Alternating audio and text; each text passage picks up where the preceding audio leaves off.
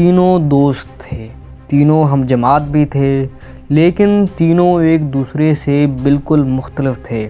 ایک سلجوقی سلطنت کا وزیر بنا تو دوسرا ایران کا عظیم شاعر اور فلسفی بنا، لیکن تیسرا نہ کوئی وزیر بنا نہ شاعر، بلکہ وہ عشیشن تحریک کا بانی بنا جو اس دور میں مسلمانوں کے سب سے بڑے دشمن تھے۔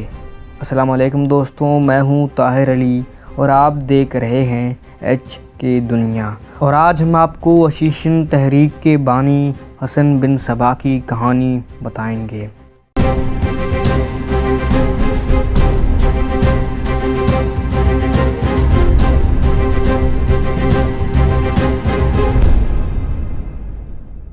حسن بن صبا 1050 عیسوی کی دہائی میں فارس یا ایران کے شہر قم میں ایک شیعہ کے گھر پیدا ہوا۔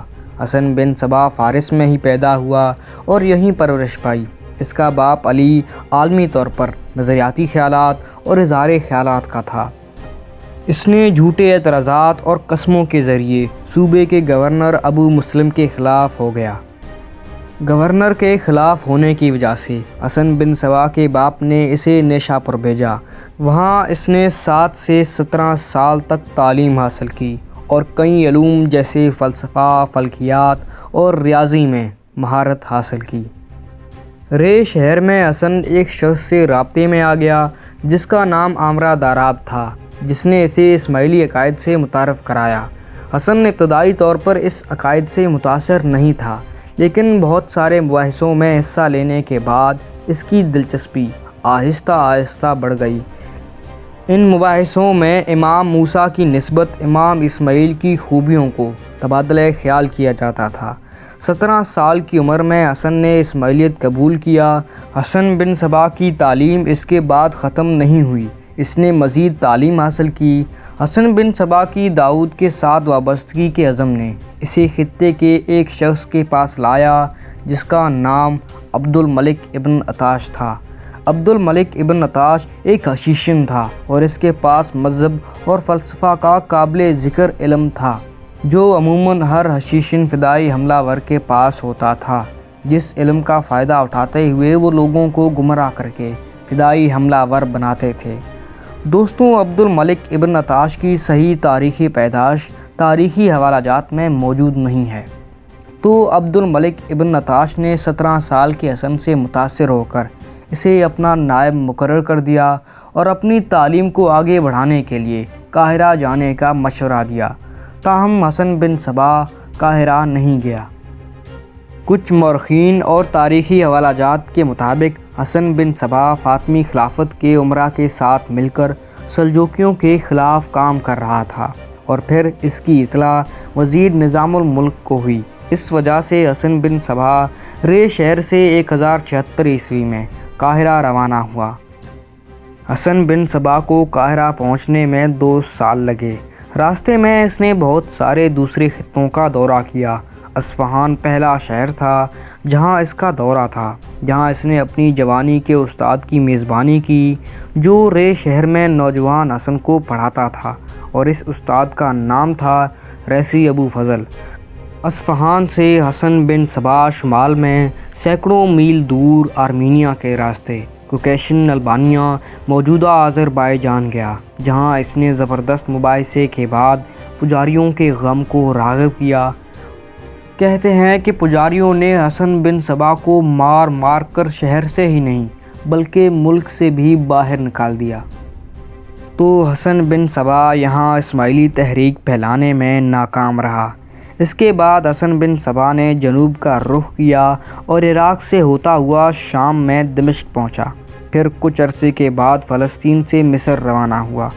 رشید الدین ہمدانی کے مطابق حسن بن صبا 30 اگست 1078 عیسوی کو مصر پہنچا، لیکن یہ بات واضح نہیں کہ حسن بن صبا کب تک مصر میں مقیم رہا۔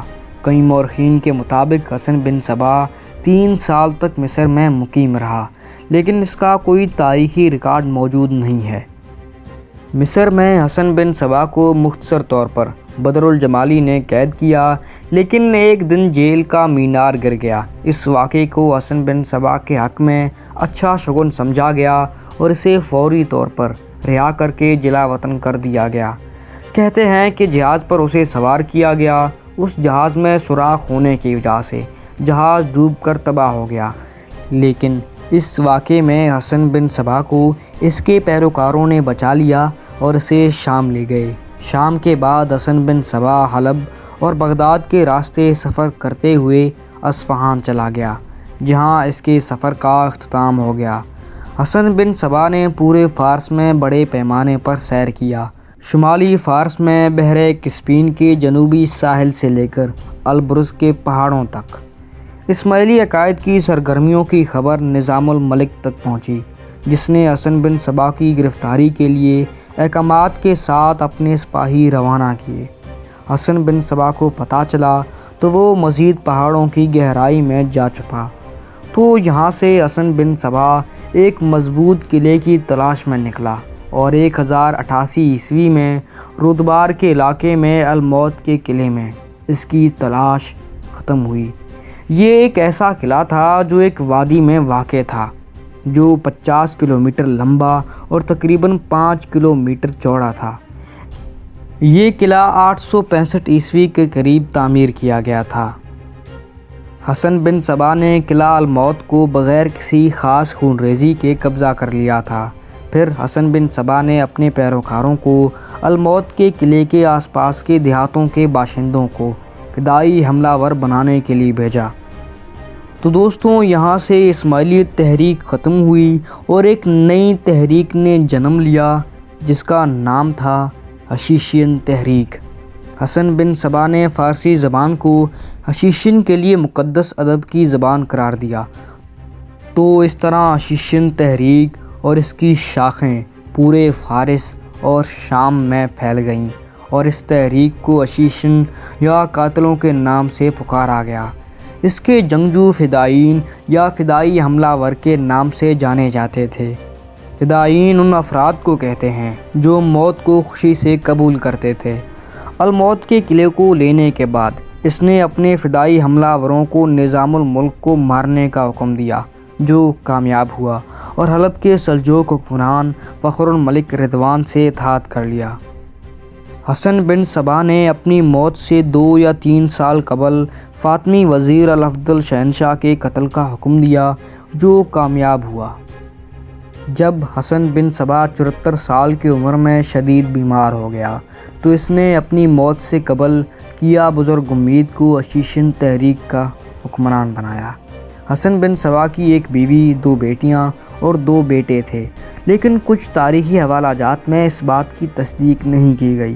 حسن بن صبا نے کچھ کتابیں بھی لکھیں، لیکن حشیشین پر منگول حملوں کے بعد بچ نہ سکیں۔ دوستوں، اگر آپ کیا بزرگ امید، جو حشیشین تحریک کے دوسرے حکمران تھے، کی کہانی جاننا چاہتے ہیں تو اس کا لنک ڈسکرپشن میں ہے، آپ جا کے دیکھ سکتے ہیں۔ دوستوں، ترک ڈرامہ سیریز اوینوس بیوک سلجوقلو میں حسن بن صبا کے تاریخی کردار کو گورکن یوگن نے ادا کیا۔ گورکن یوگن 27 مئی 1974 کو ترکی کے شہر ازمت میں پیدا ہوئے۔ گورکن یوگن جارجیا نسل کے ترک اداکار ہیں۔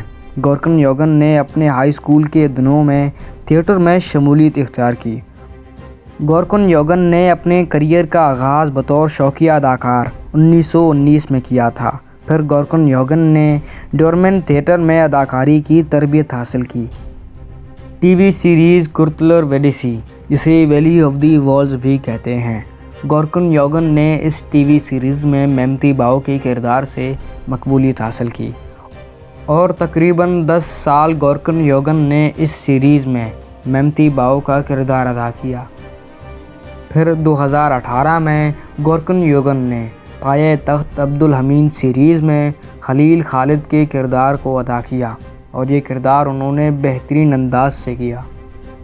دوستوں، اگر آپ کو یہ ویڈیو اچھی لگی ہو تو لائک کریں، دوستوں کے ساتھ شیئر کریں، اور چینل کو سبسکرائب بھی کر دیں تاکہ ہماری ہر نئی آنے والی ویڈیوز کی نوٹیفیکیشن آپ کو بلا تاخیر ملتی رہے۔